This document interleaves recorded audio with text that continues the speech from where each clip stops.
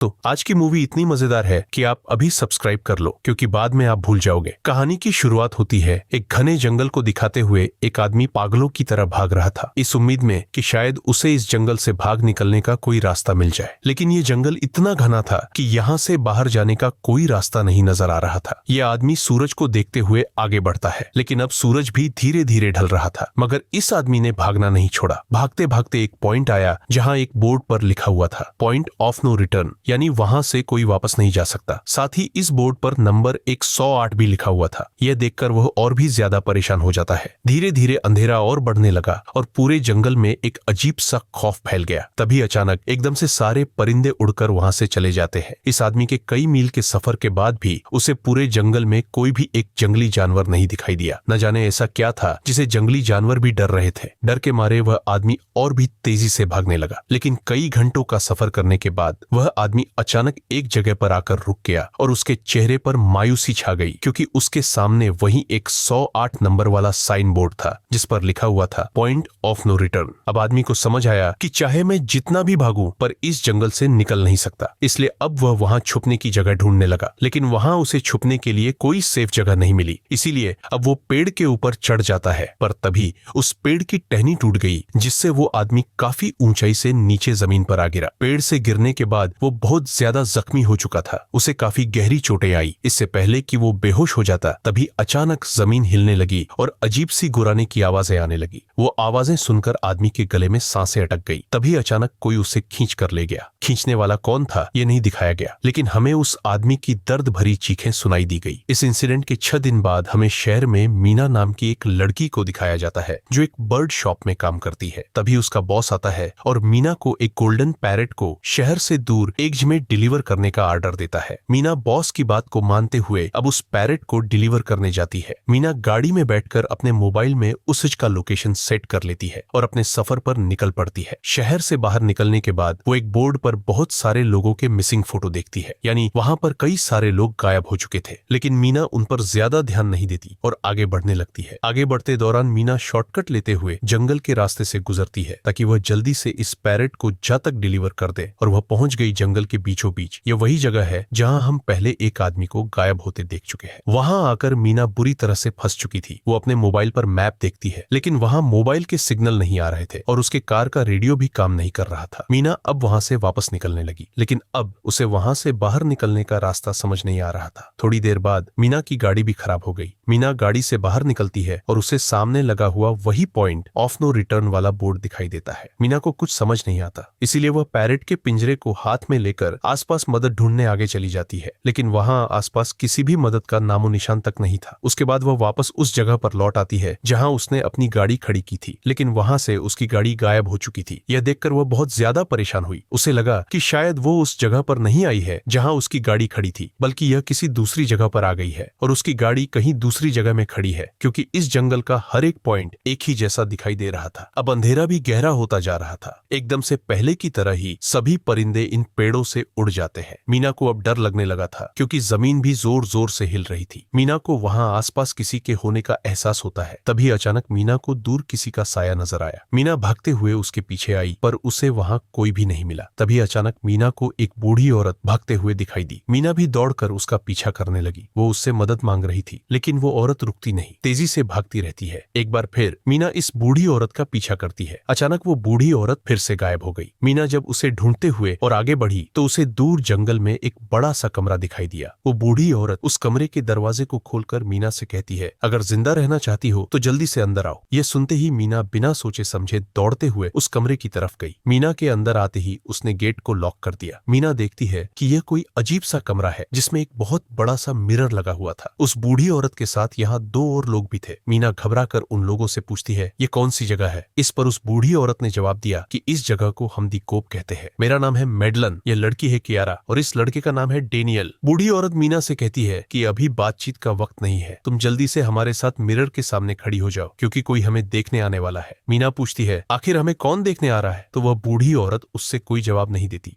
एकदम बाहर से अजीब सी आवाजें आने लगी। मीना डर के मारे पूछती है कि यह आवाज किस चीज की है, तो कियारा मीना को बताती है कि इन्हें हम वॉचर्स कहते हैं। वे शीशे के दूसरी ओर से हमें देख रहे हैं, पर हम उन्हें नहीं देख सकते। वे हर रात सूरज ढलने के बाद यहाँ आते हैं और हमें देखते रहते हैं। जब तक सुबह का सूरज नहीं निकल आता, तभी शीशे के दूसरी तरफ से शोर आने लगा। मीना पूछती है, ये शोर कैसा है? उस बूढ़ी औरत ने बताया कि वॉचर्स तुम्हारे आने से खुश है, तुम्हें यहाँ देखकर तालियां बजा रहे हैं। मीना बुरी तरह से कंफ्यूज थी। वह जल्द से जल्द यहाँ से निकलना चाहती थी। मैडलिन जिन्हें वॉचर्स कह रही थी, ना तो अब तक मीना ने उन्हें देखा और ना ही किसी और ने देखा था। रात गुजर जाती है। सुबह होने पर यह लोग उस जगह से बाहर निकल आते हैं। मैडलिन बताती है कि वे वॉचर्स सिर्फ रात में ही बाहर निकलते हैं। दिन के वक्त हम लोग जंगल में आजाद घूम सकते हैं। मीना रात भर यही सोच रही थी कि कब सुबह होगी और जल्दी से मैं इस जंगल से बाहर निकल जाऊं। इसीलिए वह फौरन जंगल से बाहर निकलने का रास्ता ढूंढने लग जाती है। तब मैडलिन बाकी सबको उसे रोकने से मना कर देती है, जैसे कि वह जानती हो कि मीना इस जंगल से बाहर नहीं निकल सकती और वह जरूर वापस आएगी। बस मीना को जाते हुए मैडलिन बताती है कि तुम्हारा यह फैसला अच्छा नहीं है। इस जंगल से बाहर निकलने का कोई रास्ता नहीं है। रात होने से पहले हमें इस घर में वापस आना पड़ता है। अगर तुम लेट हो गई तो तुम अपनी जान से हाथ धो बैठोगी। मीना किसी की बात नहीं सुनती और अपने पैरेट को लेते हुए तेजी से आगे बढ़ती है। थोड़ा सा आगे बढ़ने पर उसे वहीं पॉइंट ऑफ नो रिटर्न वाला साइन दिखाई देता है। उसे देखकर वह घबरा तो गई, लेकिन उसने हिम्मत नहीं हारी और सूरज को देखकर सूरज की डायरेक्शन में आगे बढ़ती रही, पर जंगल से निकलने में कामयाब नहीं हो सकी। आगे चलकर रास्ता ही खत्म हो गया। मीना ने देखा कि वो एक पहाड़ के टॉप पर खड़ी है, जहां से आगे दूर दूर तक जंगल के सिवा कुछ भी नहीं था। इसीलिए वो मायूस होकर नीचे बैठ जाती है। तभी अचानक उसके कंधे पर किसी ने हाथ रखा। वो डर गई और जब उसने पीछे मुड़कर देखा तो वो बूढ़ी औरत मैडलन थी। यहाँ मैडलन उसे हौसला देती है और कहती है कि सिर्फ तुम ही नहीं जिसने यहाँ से निकलने की कोशिश की और हार गई। हम भी तुम्हारी तरह ही हार कर यहाँ रुके हैं। यहाँ से बाहर निकलने का कोई रास्ता नहीं। चलो मैं तुम्हें कुछ दिखाती हूँ। मैडलिन मीना को जंगल की तरफ लेकर जाती है। मैडलिन मीना से कहती है, ये जंगल एक शिकारी है और हम सब उसका शिकार। अगर जिंदा रहना चाहती हो तो हमारे साथ ही रहो। मैडलिन उसे पॉइंट ऑफ नो रिटर्न वाले काफी सारे साइन बोर्ड दिखाती है, जो कि जंगल के चारों तरफ गोल घेरे में लगे थे और उनके बीच में था उनका कमरा। मैडलिन बताती है कि यह हमारे घर से आधे दिन के फासले पर लगे हैं। अगर इसे आगे गई तो वापस लौटना मुश्किल हो जाएगा, इसलिए कभी भी ये तुम्हें नजर आए तो तुम इन्हें इग्नोर मत करना। मीना पूछती है, ये सब किसने बनाया? तो वह जवाब देती है, ये एक प्रोफेसर ने बनाया है, लेकिन अब तक उसे किसी ने देखा नहीं है। अब रात हो जाती है। ये लोग वापस उस घर के अंदर आ जाते हैं। हर रात वॉचर्स उन्हें देखने के लिए आते थे। आज कियारा नामी लड़की उनके सामने डांस करती है और कहती है ये सब उन्हें पसंद है। ऐसा नहीं था कि इन चारों को हर रात वॉचर्स के सामने खड़ा ही रहना पड़ता था। ये लोग जो चाहते वह कर सकते थे, बस ये लोग उनकी तरफ अपनी कमर नहीं कर सकते थे। ऐसा करने पर वो लोग बहुत ज्यादा गुस्सा हो जाते थे। रात में तो उन्हें सिर्फ वॉचर्स का मसला था, लेकिन दिन में भी उन्हें बहुत मुश्किलों का सामना करना पड़ता था। यह लोग जंगल से हर रोज अपना पेट भरने के लिए कुछ न कुछ शिकार करके लाते थे, जिससे उनका गुजारा हो जाता। अगले दिन कियारा और मीना दोनों जंगल में शिकार करने जाती है। मीना कियारा से पूछती है कि आखिर ये वॉचर्स चाहते क्या है। कियारा बताती है, मुझे भी कुछ खास नहीं पता, लेकिन मैडलाइन कहती है कि ये वॉचर्स हमें देखते हैं, हमें ऑब्जर्व करते हैं, लेकिन अगर हमने वॉचर्स को देखा तो हम पागल हो जाएंगे, क्योंकि वॉचर्स बहुत ही खूंखार दिखते हैं। कियारा अब उसे एक गड्ढा दिखाती है और कहती है, ऐसे बहुत से गड्ढे इस जंगल में मौजूद है। दिन के वक्त सारे के सारे वॉचर्स उन गड्ढों में रहते हैं और रात में वो यहाँ से बाहर निकल आते हैं। दिन के वक्त यह लोग इसलिए बाहर नहीं आ सकते क्योंकि सूरज की रोशनी उनकी स्किन जलाती है। कियारा मीना को बताती है कि वह 5 महीने पहले अपने पति के साथ इस जंगल में आई थी और तब से वह दोनों यहाँ फंसे हुए। पर आज से 6 दिन पहले मेरा पति जंगल में रास्ता ढूंढने निकला है। मुझे उम्मीद है कि वह जरूर वापस आएगा और हम सबको यहाँ से सेफली ले जाएगा। यहाँ हमें मालूम होता है कि असल में कियारा का हस्बैंड वही आदमी था जिसे हमने मूवी के स्टार्ट में देखा था, जिसे कोई यहाँ से खींच कर ले गया और अब वह मारा जा चुका है। इस तरह से बातें करते हुए ये दोनों कमरे के पास वापस लौट आए। यहाँ मैडलिन ने मीना को 3 रूल्स समझाती है जिंदा रहने के लिए। सबसे पहला ये कि वो रात के वक्त घर का दरवाजा नहीं खोलेगी। दूसरा, रात में वो आईने की तरफ अपनी कमर नहीं करेगी। और तीसरा ये कि दिन के वक्त वो उन गड्ढों के पास नहीं जाएगी और जितना हो सके रोशनी में रहेगी। जब तक तुम इन रूल्स को फॉलो करोगी तब तक तुम जिंदा रहोगी। लेकिन मीना को मैडलाइन की बातों पर बिल्कुल भी भरोसा नहीं होता। अब उस रात मीना इन वॉचर्स के बारे में जानना चाहती थी, इसीलिए वह शीशे के साथ कान लगाकर आवाजें सुनने की कोशिश करती है। जब उसे कुछ सुनाई नहीं देता तो मीना को मैडलाइन की बताई गई वॉचर्स की बातें फेक लगने लगती है। इसलिए वह रूल्स को तोड़ते हुए अपनी कमर को शीशे की तरफ करके सो जाती है और ऐसा करने पर इन वॉचर्स को गुस्सा चढ़ जाता है। वो लोग जोर जोर जोर से उस शीशे को मारने लग जाते हैं। शोर से मेडलाइन भी उड़ जाती है और वह जल्दी से मीना को शीशे की तरफ खड़े रहने को कहती है और तब जाकर वो वॉचर्स का गुस्सा शांत होता है। यानी जब इंसान वॉचर्स को अपनी पीठ दिखाते हैं तो वह उसे खुद की इंसल्ट मानने लगते हैं। यह रात भी गुजर जाती है और अगले दिन मीना डेनियल के साथ शिकार पर निकलती है। वो डेनियल से पूछती है, क्या आज तक तुमने किसी वॉचर को देखा है? जिस पर डेनियल ने जवाब दिया कि मैंने भी आज तक वॉचर्स को नहीं देखा और जो भी वॉचर्स को देखता है वो जिंदा नहीं बच पाता। तब मीना डेनियल को समझाती है कि मुझे लगता है कि यह सब मेडलाइन की बनाई हुई कहानियां हैं जिसके अंदर वह हमें फंसा रही है। हमें जरूर उन गड्ढों को जाकर चेक करना चाहिए, शायद हमें यहाँ से बाहर जाने का कोई रास्ता मिल जाए। डेनियल भी यहाँ रहकर बहुत ज्यादा तंग हो चुका था और वह भी किसी तरह से रास्ता ढूंढकर इस जंगल से भाग निकलना चाहता था, इसलिए वो मीना की बात मान लेता है और वह दोनों गड्ढे के पास पहुंच जाते हैं। अब मीना अपने आप को रस्सी से बांधकर इस गड्ढे के अंदर उतरती है। रस्सी का दूसरा सिरा डेनियल ने पकड़ा हुआ था ताकि अगर मीना को कुछ भी हो वह जल्दी से मीना को बाहर की तरफ खींच ले। मीना नीचे गड्ढे में पहुंच जाती है जहां उसे बहुत सारा इंसानों का सामान मिलता है। मीना उस सामान को इकट्ठा कर लेती है। यह सारा सामान उन लोगों का था जो जंगल में वॉचर्स के शिकार हो चुके थे। डेनियल रस्सी के सहारे कैमरा, साइकिल और जरूरत का सारा सामान को बाहर ले आता है। मीना अब नीचे इंतजार करती है कि डेनियल कब रस्सी नीचे फेंकेगा और मैं ऊपर चली जाऊंगी। और इससे पहले कि मीना उस गड्ढे से बाहर निकल पाती, उसे गड्ढे के अंदर किसी के आने की हलचल सुनाई देती है। मीना जल्दी से डेनियल को रस्सी नीचे फेंकने की आवाज देने लगती है, लेकिन तभी मीना को पकड़ने के लिए एक वॉचर का हाथ बढ़ने लगता है। पर मीना धूप में खड़ी थी, इसलिए जब उस वॉचर के हाथ पर सूरज की रोशनी पड़ी तो उसका हाथ जलने लगा। इतने में डेनियल ने नीचे मीना के पास रस्सी फेंकी और मीना फौरन जल्दी से बाहर निकल आई। मीना पूरी तरह से डर गई थी। यह लोग उस सारे सामान को लेकर अपनी सेफ हाउस में आ गए, जहां मेडलन ने उससे पूछा, यह सामान तुम्हें कहां से मिला? ये लोग झूठ बोल देते हैं कि यह सामान उन्हें इस जंगल से मिला। मेडलन को इस जंगल में रहते हुए बहुत अरसा गुजर चुका था। वह जानती थी कि यह सामान उसे जंगल से नहीं बल्कि एक गड्ढे से मिला होगा। वो मीना से पूछती है, बताओ तुमने गड्ढे के अंदर क्या देखा? लेकिन मीना उसे कुछ नहीं बताती। ये लोग बहुत खुश थे कि आज रात ये लोग वॉचर्स को देख पाएंगे, क्योंकि मीना को गड्ढे के अंदर एक कैमरा मिला था। डेनियल किसी तरह जुगाड़ करके उस कैमरा को टीवी के साथ अटैच कर लेता है ताकि यह लोग भी टीवी पर वॉचर्स को देख पाए। मेडलन बार बार उन्हें समझाती है कि यह तुम लोग गलत कर रहे हो, लेकिन यह दोनों उसकी एक बात भी नहीं सुनते। आज रात ये लोग वॉचर्स के इंतजार में बैठे थे ताकि उन्हें वो देख पाए, लेकिन काफी रात होने के बावजूद भी आज कोई वॉचर उन्हें देखने नहीं आया और अब कुछ देर बाद उनके साथ कुछ अजीब सा होने वाला था। ये लोग बातचीत में मशरूफ थे कि तभी उनका दरवाजा खटखटाया जाता है, यानी दरवाजे पर किसी ने दस्तक दी। उन्होंने जल्दी से टीवी की तरफ देखा तो वहां उन्हें इंसानी टांगे दिखाई दे रही थी। बाहर जो कोई भी था वो कियारा के हस्बैंड की आवाज में बात कर रहा था और वह जल्दी से दरवाजा खोलने को कह रहा था। कियारा को लगा कि जरूर उसका हस्बैंड यहाँ से बाहर निकलने का रास्ता ढूंढ आया है। वो जल्दी से उठकर दरवाजा खोलने के लिए जाती है, लेकिन मेडलिन बीच में आकर दरवाजा खोलने नहीं देती। वो कहती है कि मैं जानती हूँ बाहर तुम्हारा हस्बैंड नहीं है, क्योंकि मेडलिन जानती थी कि रात के इस अंधेरे में कोई भी इंसान इस कमरे तक नहीं पहुंच सकता। लेकिन कियारा को मेडलिन की बातों पर यकीन नहीं होता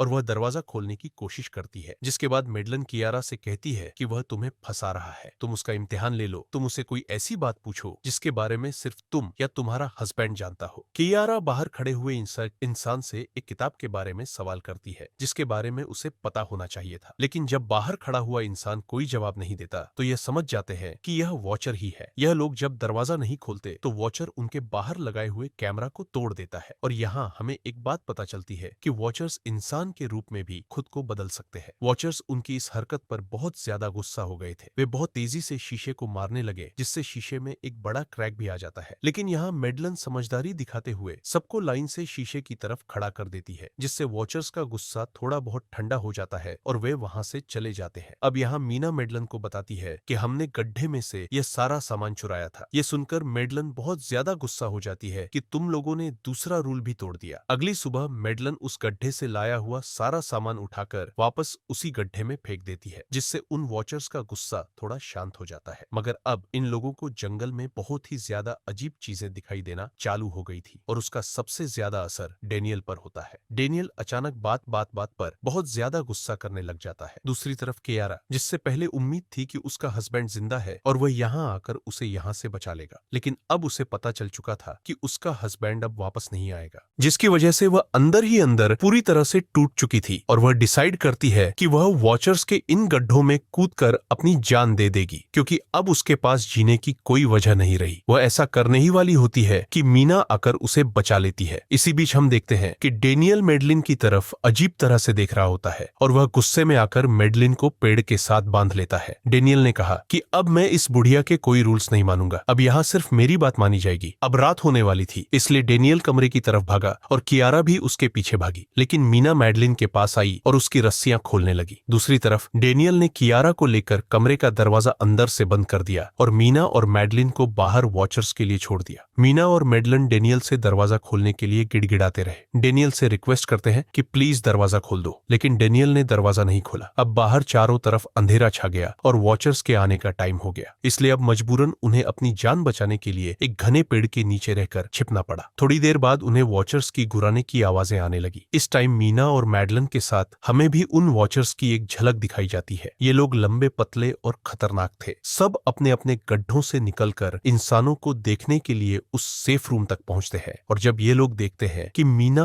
और मेडलिन वहां नहीं है तो वो उनको खाने के लिए जंगल में ढूंढने लग जाते हैं। और जब ये वॉचर्स दूर जाते हैं तो मौके का फायदा उठाते हुए ये दोनों फिर से सेफ रूम तक आ जाते हैं और डनियल से रो रो कर दरवाजा खोलने को कहते हैं। इस बार डनियल के दिल में रहम जाग जाता है और वो उनके लिए दरवाजा खोल लेता है। अब अंदर जाने के बाद पहले तो मेडलिन डेनियल पर गुस्सा करती है और फिर इन सबको शीशे के सामने खड़ा करके वॉचर्स के बारे में कुछ बातें बताती है। मेडलिन ने कहा कि अब तक हम बहुत से रूल्स तोड़ चुके हैं, इसलिए मुझे नहीं लगता कि इस बार वॉचर्स हमें माफ करेंगे। मैं तुम लोगों को वॉचर्स के बारे में कुछ सच्चाई बताना चाहती हूँ। दरअसल मैं जब यहाँ पहली बार आई थी तो मैंने कुछ ऐसा देखा जिससे मेरे होश उड़ गए। मैंने अपना ही एक डुप्लीकेट देखा। असल में वो एक वॉचर था जो मेरा रूप लेने की कोशिश कर रहा था। हालांकि उसकी आंखें और बाल बिल्कुल परफेक्ट नहीं थे। मीना ने पूछा कि आखिर ये वॉचर्स हैं क्या चीज, जिस पर मेडलिन ने जवाब दिया कि ये सारे क्रिएचर्स फेरीज हैं जो किसी जमाने में इंसानों के साथ मिलकर रहते थे। फेरीज पंखों वाले एक जादुई जीव थे, लेकिन वक्त गुजरने के साथ इंसानों को फेरीज की शक्तियों से डर लगने लगा, इसीलिए इंसानों ने फेरीज को खत्म करने का सोचा। इंसानों की तादाद ज्यादा थी, इसलिए फेरीज इंसानों का मुकाबला नहीं कर पाए। इंसानों ने इन फेरीज को जंगल में एक बहुत बड़े गड्ढे के अंदर कैद कर लिया और उन्हें श्राप से हमेशा हमेशा के लिए इस गड्ढे में बंद कर दिया। उसके बाद फेरीज कई 100 सालों तक उस गड्ढे में कैद रहे, लेकिन फिर वक्त के साथ उन्होंने जमीन के अंदर खुदाई करके निकलने के रास्ते बना लिए। आज वही फेरीज वॉचर्स के रूप में गड्ढों से निकलकर हमारे सामने आते हैं। हालांकि कई 100 सालों तक जमीन के अंदर रहने की वजह से उन्होंने अपने पंख और जादुई शक्तियां खो दी और साथ ही उन्हें सूरज की रोशनी से तकलीफ होने लगी, लेकिन अब भी उनमें रूप बदलने की शक्ति है। इस पर डनियल ने मेडलिन से पूछा कि यह वॉचर्स हमसे क्या चाहते हैं और यह हर रात हमें देखते क्यों है, जिस पर मेडलिन ने बताया कि यह वॉचर्स एक बार फिर से जंगल से निकलकर इंसानों के बीच रहना चाहते हैं, लेकिन अपने असली रूप में यह इंसानों के बीच नहीं रह सकते। इसीलिए उन्होंने हमें यहाँ रखा हुआ है ताकि हमें देखकर हमारा रूप ले सके और हमसे आज के द्वार के तौर तरीके सीखकर इंसानों के बीच रह सके। मेडलिन ये सब बातें बता ही रही थी कि अचानक सभी वॉचर्स वापस लौट आए और जब वॉचर्स को पता चलता है कि मेडलिन और मीना वापस अपने कमरे में आ गए हैं तो वह सब गुस्से से भड़क उठे और दरवाजा तोड़ने की कोशिश करने लगे। इन चारों ने टेबल को खींचकर दरवाजे के सामने रख दिया ताकि दरवाजा वॉचर्स तोड़ ना सके, लेकिन वॉचर्स की ताकत काफी ज्यादा थी और इन चारों को पता चल चुका था कि जल्द ही वॉचर्स अंदर आ जाएंगे और उन्हें मौत अपनी आंखों के सामने दिखाई दे रही थी। तभी उन्होंने देखा कि टेबल को घसीटकर दरवाजे तक ले जाने की वजह से कारपेट पलट गई है। जब उन्होंने कारपेट हटाया तो उन्हें नीचे एक बड़ा लोहे का गेट नजर आया। उन्होंने जल्दी से गेट खोला तो उन्हें पता लगा कि नीचे एक बहुत बड़ा बंकर है। यह लोग जल्दी से उस बंकर के अंदर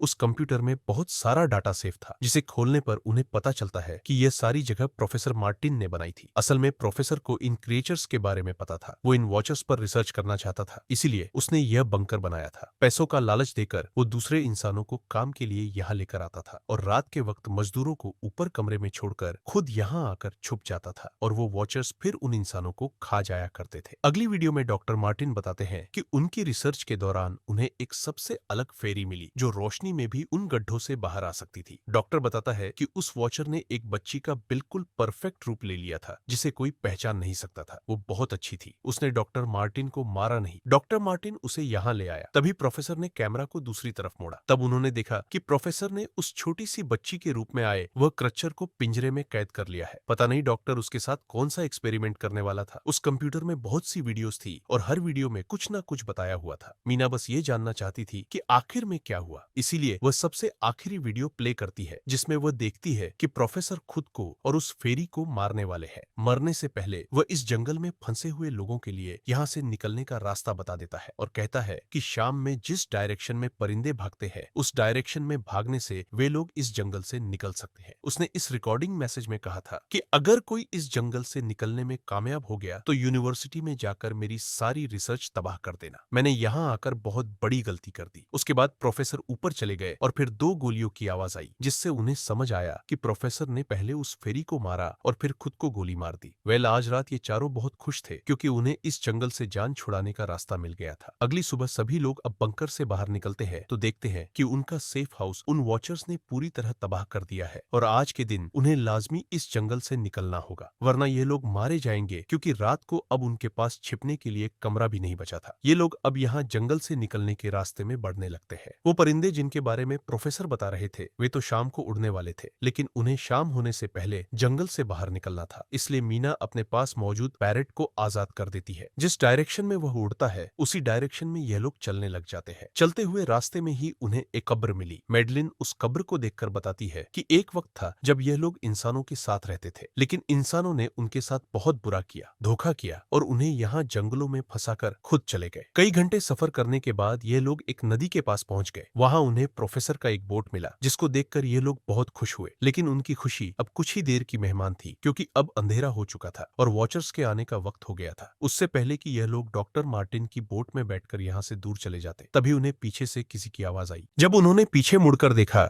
तो वह कियारा का हस्बैंड था जो मदद के लिए चिल्ला रहा था। वह बहुत ही जख्मी हालत में था। बाकी सब बोट में बैठ चुके थे, इसलिए डेनियल अकेला उसकी मदद के लिए गया। डेनियल कियारा के हस्बैंड को खींचकर बोट की तरफ लाने लगा, लेकिन तभी यह लोग बोट से देखते हैं कि डेनियल जिसकी मदद करने गया वह कोई इंसान नहीं बल्कि एक वॉचर है जिसने उनके सामने ही डेनियल का रूप ले लिया। वो लोग कुछ भी नहीं कर पा रहे थे। अब उस वॉचर ने डेनियल को मार दिया। उन्हें इस बात का पता था कि वॉचर्स इस नदी को पार नहीं कर सकते हैं और फाइनली ये लोग खुद इस नदी को पार करके शहर तक पहुंच जाते हैं और कहानी में असल ट्विस्ट इसके बाद आया। शहर पहुंचने के बाद यह तीनों अलग अलग रास्तों पर चले गए और कुछ दिनों बाद अब मीना जल्दी से डॉक्टर मार्टिन के कहने के मुताबिक उनके यूनिवर्सिटी में उनका सारा डाटा खत्म करने के लिए आई, उससे पहले कि वह उनका रिसर्च डाटा डिलीट कर देती। तभी उसे वहां एक टेप रिकॉर्डर मिला और उस टेप रिकॉर्डर से मीना को एक नया राज मालूम हुआ। जब हजारों साल पहले इंसान और फेरीज एक साथ रहते थे तो तब उनकी शादी भी हुआ करती थी। इंसान और फेरी के मिलन से जो बच्चे पैदा होते थे उनमें इंसान और फेरी दोनों के गुण होते थे। उन्हें हाफलिंग्स कहा जाता था। उन हाफलिंग्स में एक खासियत थी कि वे रूप बदलने में इतने माहिर होते थे कि वे किसी मरे हुए इंसान का रूप भी बदल सकते थे। प्रोफेसर का मानना था कि जब इंसानों ने फेरीज को जंगल के अंदर गढ़ों में कैद कर लिया था तब हिफलिंग इंसानों के बीच अपना रूप बदलकर चुपके से रहने लगे और वह आज भी किसी न किसी रूप में इंसानों के बीच मौजूद है। मीना जब प्रोफेसर के ऑफिस में आई और वहां पर जांचबीन करने लगी तो वहां उसके हाथ कुछ ऐसी तस्वीरें लगी जिसने उसके होश उड़ा दिए। उसने देखा कि तस्वीर में जो प्रोफेसर के साथ लेडी खड़ी है वो कोई और नहीं बल्कि मेडलिन है और असल में मेडलिन प्रोफेसर की वाइफ है। वो कंफ्यूज हो जाती है कि मेडलिन ने उसे यह बातें क्यों नहीं बताई। इस भारी कंफ्यूजन को शेयर करने के लिए वो कियारा के पास आती है और उसे बताती है कि जिस मेडलिन से हम जंगल में मिले थे वो असल में प्रोफेसर मार्टिन की वाइफ है, लेकिन उसने हमें यह सच्चाई इसलिए नहीं बताई क्योंकि वह खुद एक इंसान नहीं बल्कि एक रूप बदलने वाली फेरी थी। मैंने जब रिसर्च किया तो मुझे पता चला कि काफी साल पहले प्रोफेसर की वाइफ मेडलिन कैंसर की वजह से मर गई थी। ये सुनकर कियारा कहती है कि फिर वो मेडलिन कौन थी जो इतने समय से हमारे साथ थी। इस पर मीना कहती है मुझे सब समझ आ रहा है। दरअसल प्रोफेसर अपनी वाइफ के मरने से बहुत दुखी थे और उसे हर हाल में वापस पाना चाहते थे और जब प्रोफेसर को इन रूप बदलने वाली फेरीज के बारे में पता चला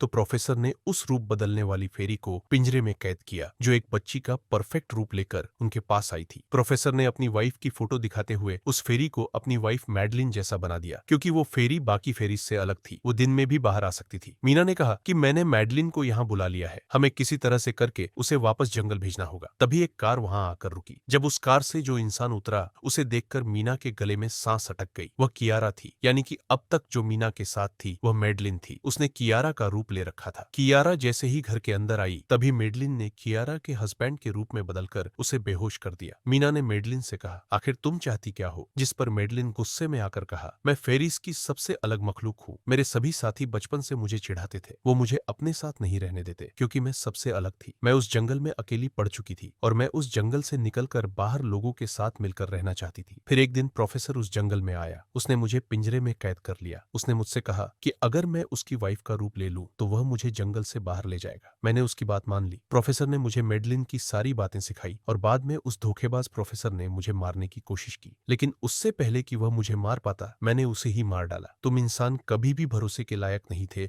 और ना ही रहोगे। अब तुम भी मेरी सच्चाई जान चुकी हो, इसलिए तुम्हें भी मरना होगा और तुम्हें मारने के बाद मैं तुम्हारे रूप में इंसानों के बीच रहूंगी। यह कहकर मेडलिन ने मीना का रूप ले लिया और उसका गला दबाकर उसे मारने लगी। तब मीना ने मेडलिन से कहा कि क्या प्रोफेसर ने तुमसे यह नहीं कहा कि तुम क्यों दिन में निकल सकती हो? असल में तुम हाइब्रिड हो, आधी इंसान और आधी फेरी, इसीलिए तुम इंसानों और फेरीज के बीच रह सकती हो। मुझे पता है कि दुनिया में अकेला रहना कैसा होता है, लेकिन तुम अकेली हाफलिंग नहीं हो। तुम्हारे जैसे और भी हाफलिंग्स हैं जो किसी न किसी रूप में इंसानों के बीच रह रहे हैं। इस सच्चाई का पता चलते ही मेडलिन का शरीर अचानक अपने असली रूप में आने लगा। देखते ही देखते उसके पंख निकल आए, जिसके बाद वो मीना को यहीं पर छोड़कर यहाँ से उड़ जाती है। जिसके बाद कुछ हफ्तों के बाद का सीन दिखाया जाता है, जहाँ मीना अपनी सिस्टर के साथ रहने लगी है। उसने अपनी सिस्टर को बताया कि शायद वो फेरी अभी भी मेरा पीछा कर रही है। तब मीना की सिस्टर उसे कहती है कि तुम डरो मत, ऐसा कुछ नहीं है। और कहानी के एंड में हम एक छोटी बच्ची को देखते हैं जो कि उस वक्त मीना के घर के नीचे खड़ी थी। ये कोई और नहीं बल्कि मेडलिन थी, जो अब उनके दुनिया में उस रूप में रह रही है। और इसी के साथ यह कहानी खत्म हो जाती है। अगर आपको यह वीडियो अच्छी लगी हो तो हमारे चैनल को सब्सक्राइब और वीडियो को लाइक जरूर कीजिएगा।